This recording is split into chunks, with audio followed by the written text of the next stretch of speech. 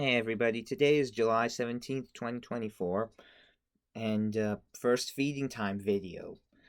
Today we're going to be feeding the mixed lock tank from the earlier videos, and going to do some updates and some further explanations on some earlier stuff. So today we're going to be feeding them bloodworms. Okay, sorry. No, can't show. Sorry, can't show you the bloodworms without spilling them. You'll see them in the video, and these New Life Spectrum small pellets. Maybe if I turn the camera, it'll be a little more visible. Oh. Anyhow, bloodworms first.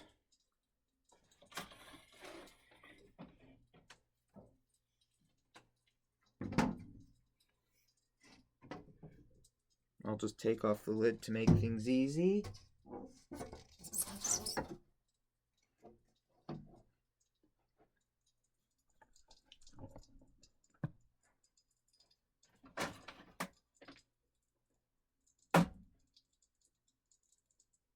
And I'll just lean the light up so it's more brightly lit.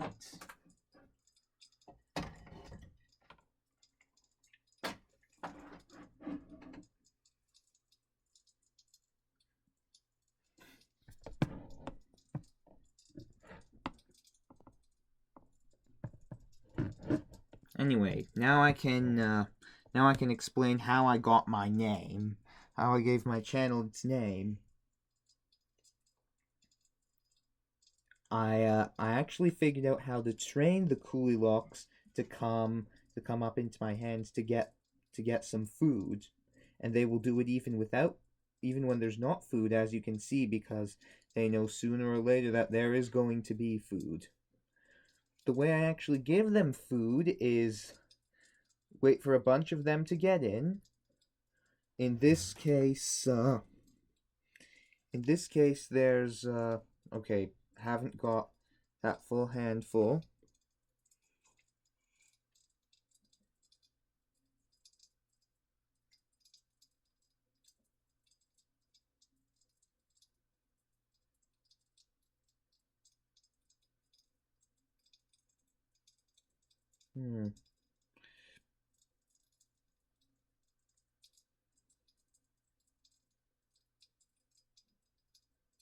Just gotta wait for a bunch of them to get in.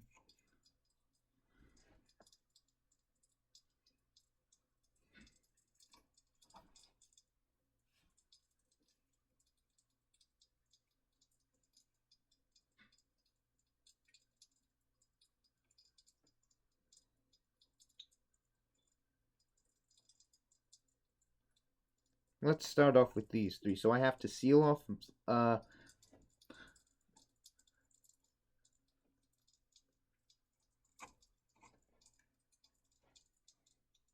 okay, sorry. Let's try that again. So I have to seal off my hand to make sure no fish other than coolie locks get in, so they don't overeat. So the other locks don't overeat.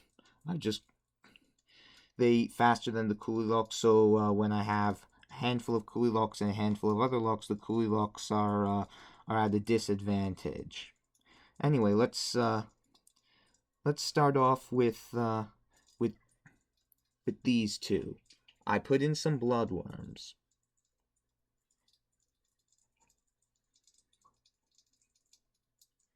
And they're eating them.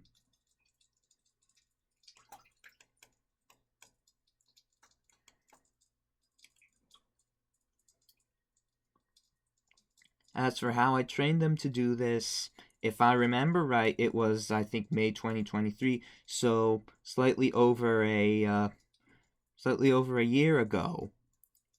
I actually was vacuuming, doing the routine vacuuming, and somehow I mean, as it happens, sometimes a coolie lock got in. Okay, we've got more in this handful. This is more like it.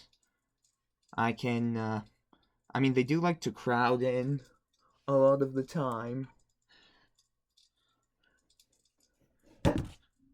Sorry. This is my first time filming this feeding time. I will have to work on it.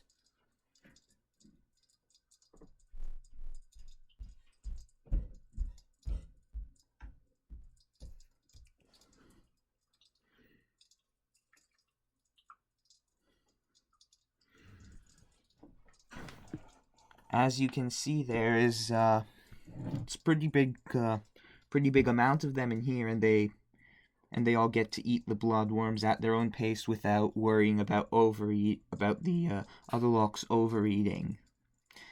And I'm sorry, I forgot to continue telling you about how I trained them to do this. So when I was vacuuming I sucked up a coolie lock, and then I put it back in my hand to get it back in, and instead of swimming out of my hand, it was curious about my hand. It was investigating a lot, and some other coolie locks eventually came up to investigate. So I thought there was an interesting idea. If I put food in my hand, would they want to come? And they did. And eventually, they learned how to do this when there was food. So, this actually takes feeding time to a whole new level. I believe I mentioned in a previous video these black coolie locks are called the handfuls of entertainment. Vicky the Burmese lock just took a bloodworm. Thankfully, she's not overeating, so that's acceptable. Okay, can't let Gabriel in there. But in goes another black coolie lock. No, can't let Liam have any. Sorry, I'm making the video right now. Anyhow, sorry about the interruption. This is the most fun I've ever had feeding any kind of fish. It's very entertaining. That's why I call these black coolie locks the handfuls of entertainment, and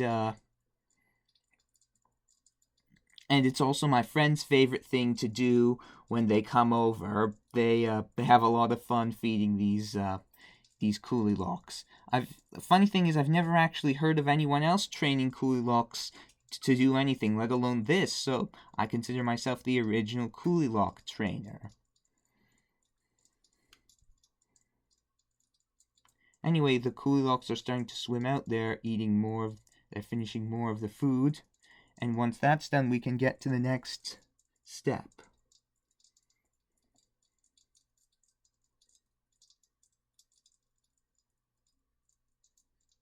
All right, good thing the guards are holding, pressing my hand against the wall, and only leaving the smaller gaps lets coolie locks get in and out, but not let the Burmese locks that could overeat in there get in. Oh, coolie lock just snatched a bloodworm from below where a Burmese lock couldn't. Nice to see, again, those barriers are working.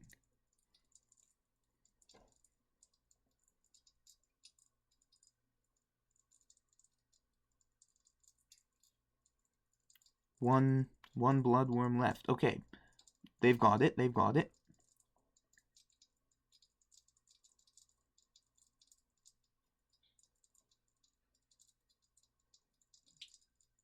Okay, good.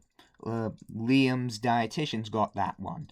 There's just one coolie lock just eating a bloodworm, and now it's swimming away. Now it's time to feed the Weatherlocks bloodworms.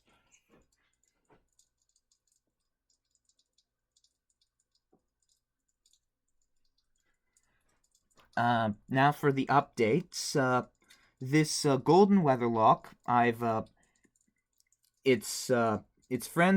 friends are going to pick its full name, but I've picked its last name, Houdini, because when I'm watching the tank, it will go from one end to the other, even when I'm paying close attention, like Harry Houdini. I think that is only appropriate. First, so I will make sure Houdini gets some. And as I mentioned in the story video about these weatherlocks.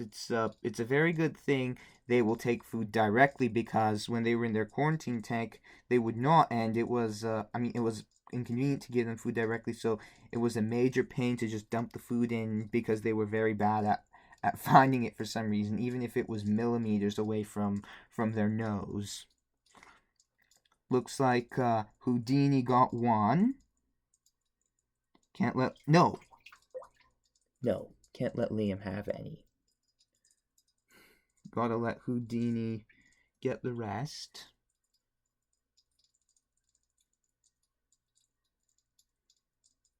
And sometimes Houdini likes to take a break after eating like one. I can feed the rest of the weatherlocks then. I guess I'll feed this one called Bob. I call it Bob because not the people name, but because this weatherlock likes to bob the most out of all them.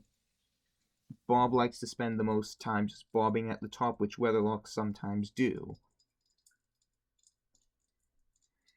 And this one, fully unnamed, it will have its names picked by my friends. Alright. It got one. Liam's dietitian's got another.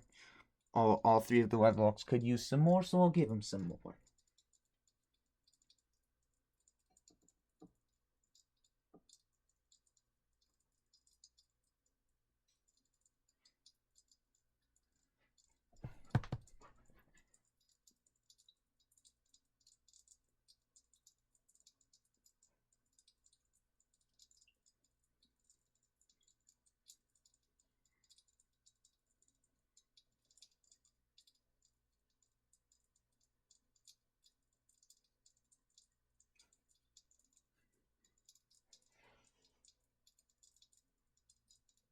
And some of the, I mean, okay, there's the okay, no, there's Houdini. Houdini got another one.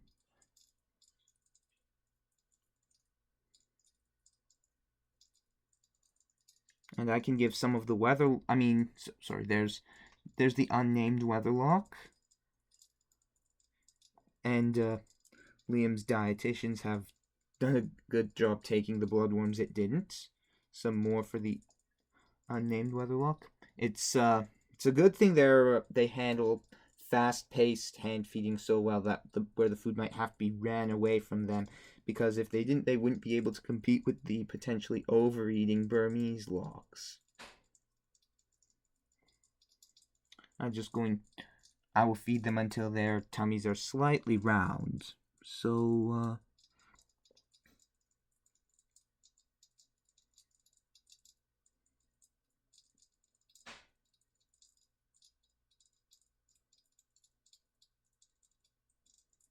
okay, there's Houdini again.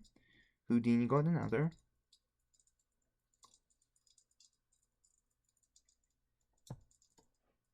I'll just adjust the camera.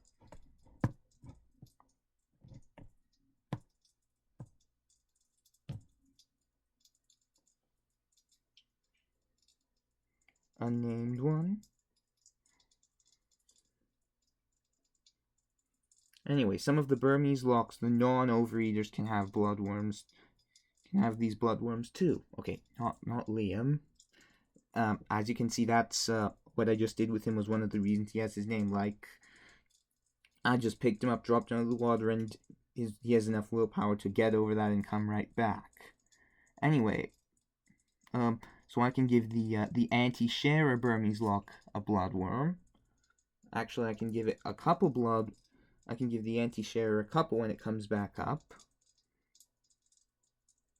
And there's unnamed weatherlock. There's Bob again.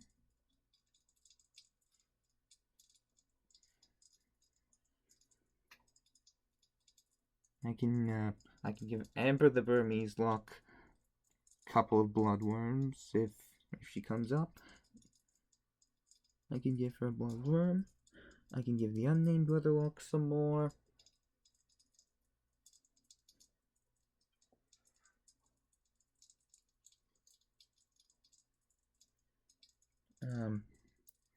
Some more for Bob.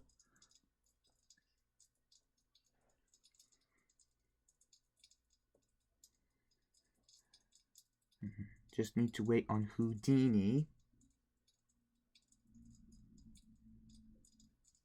I don't know where exactly where Houdini went. In the meantime, I'll just give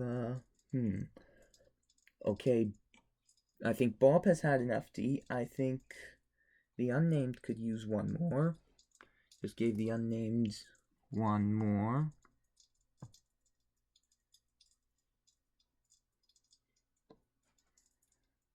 I'll get a few more for Houdini and a few more for Liam's dietitians.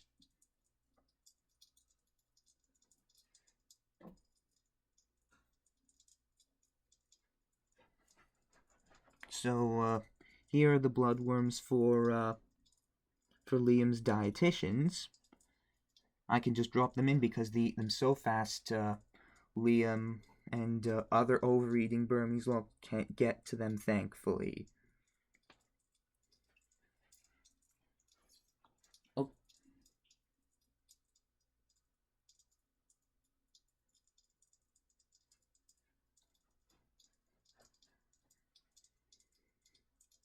there's the anti-sharer.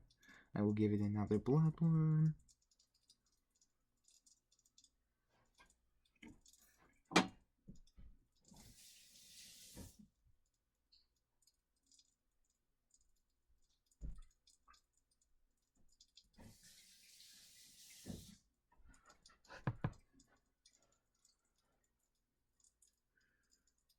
Now,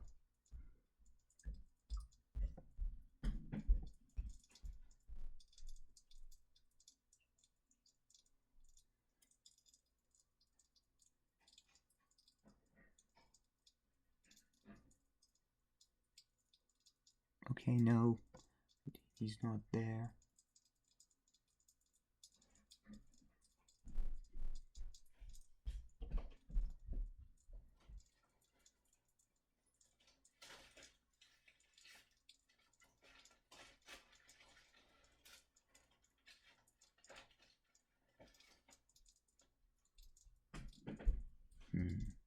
Okay, I think probably Houdini has had enough to eat. So I guess I'll move on to the next part of the feeding time. As I've mentioned before in previous videos, I have to stop Liam the Burmese loch from overeating, and I can't give all the coolie lochs food the way I just did. That stops him. So I had to make a contraption out of an old fish food container.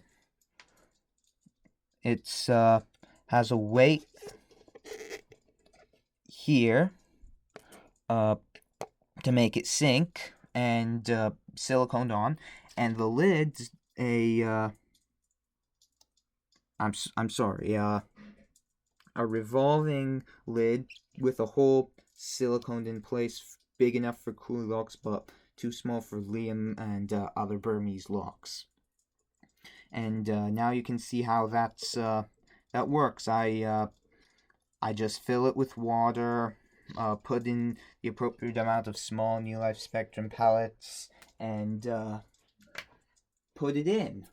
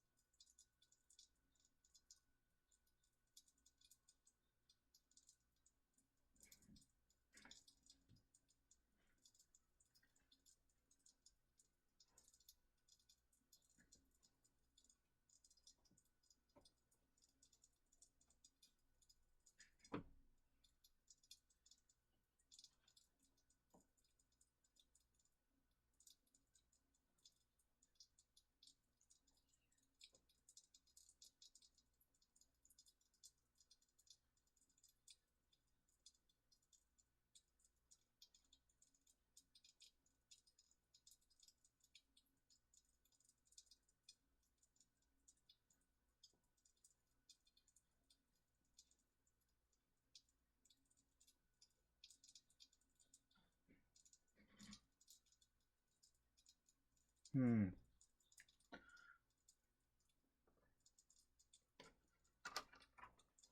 Anyway, now I put in what I think is the right amount of food. It could be too little, but no big. I've put in too little food before, and all I have to do is lift it back out and put some more in. Need to remove as much air as I can.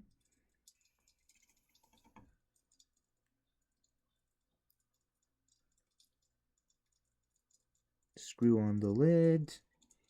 Get the feeding time platform out of the way. Put it. Put the can on the platform. I mean, I put it on here so that the Goldilocks can use the leaves as a corridor to get into the entrance. Okay, sorry, it's not viewing there all. And just watch and wait. Now, I call this I actually call this the Overeater's Fort Knox because, as I said, I built it to stop overeating Burmese lox. And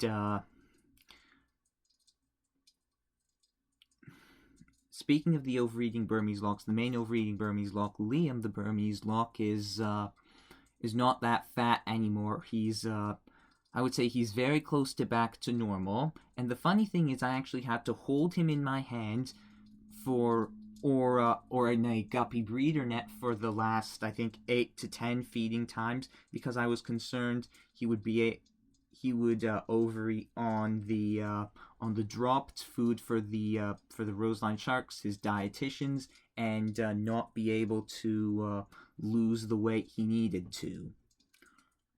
But thankfully that was then thankfully he started to slim down enough by the time he started to catch on, as well as Gabriel. Sometimes I had to catch Gabriel in those for the time of the feeding time. It was easy at first because they just came right up like usual. Okay, first black Goldilocks are starting to enter the restaurant, as you can see, and a striped Goldilocks is entered. Anyway, look, luckily Liam and Gabriel, and especially Liam, have slimmed down enough that I don't need to hold them anymore. Just as well because I think they were starting to, unfortunately, shy away, which is not what I want in most circumstances. I don't want them to be afraid of me. I want them to manage their appetites, but to be trained like usual. Anyway, this is the restaurant for all the Goldilocks that don't come up to my hands. All the remainder black Goldilocks, all the striped Goldilocks, and the restaurant, the name of the striped Goldilocks collectively, I believe, is Restaurant Guest because they get all their food from the restaurant. And then there's the Neon Goldilocks, the Easy Dorada, or Easy Dora that also comes in here as well. It's I now we just watch and wait for all the food to be finished.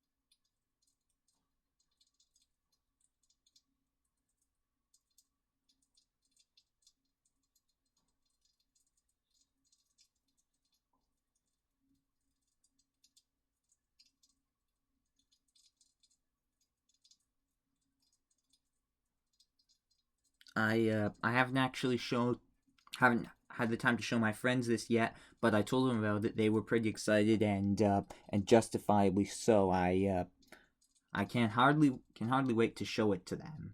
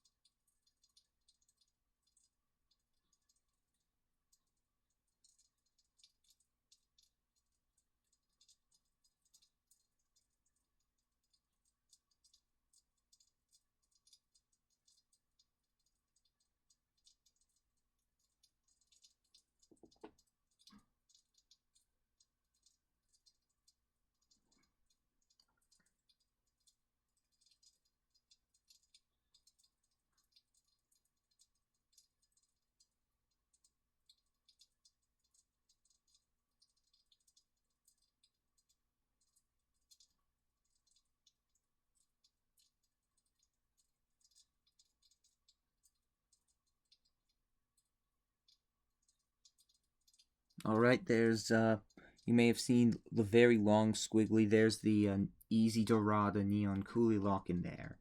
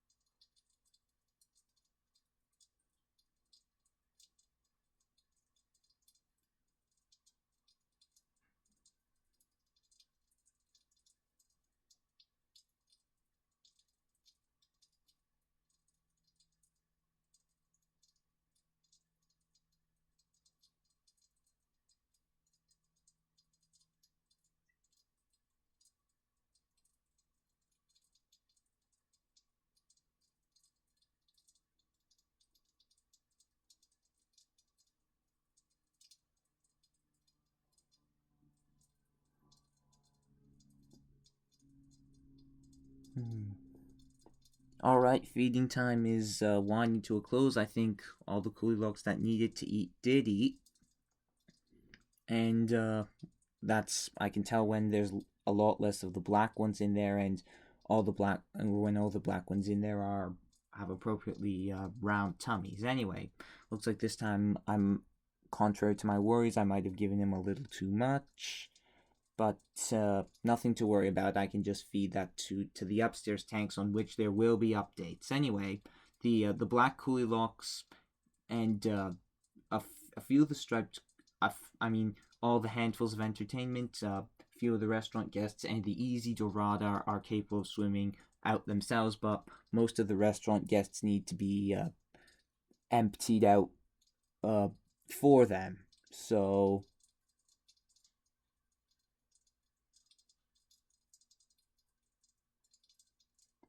I will do that.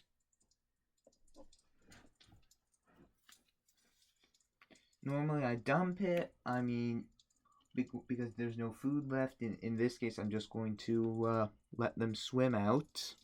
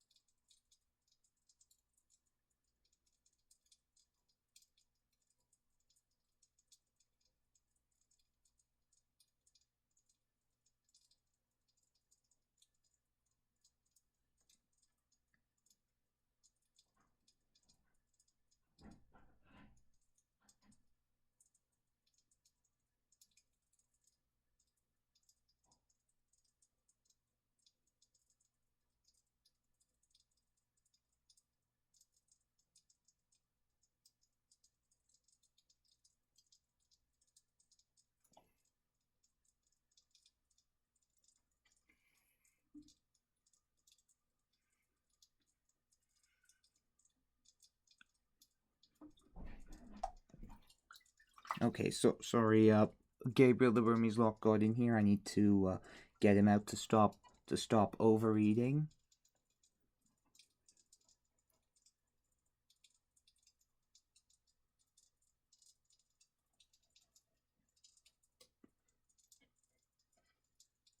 There. Okay, good. Looks like there wasn't overeating. Anyway, first feeding time. I want to do these weekly. Uh, Thank you for watching. I hope you enjoyed it. Now we'll just put the fake plant back in place. I'll put the lid and the light back the way they were.